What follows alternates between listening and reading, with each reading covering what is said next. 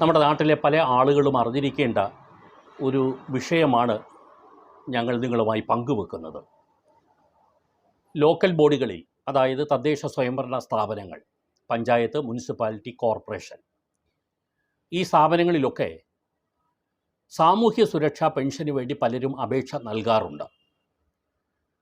വാർദ്ധക്യകാല pension, കർഷക തൊഴിലാളി pension, 50 വയസ്സ് കഴിഞ്ഞ അവിവാഹിതരായ സ്ത്രീകൾക്കുള്ള പെൻഷൻ, വിധവ പെൻഷൻ, വികലാംഗ പെൻഷൻ തുടങ്ങി 5 സാമൂഹ്യ സുരക്ഷാ പെൻഷനുകൾക്ക് വേണ്ടിയുള്ള അപേക്ഷകൾ നമ്മൾ തദ്ദേശ സ്വയംഭരണ സ്ഥാപനത്തിലാണ് നൽകുക.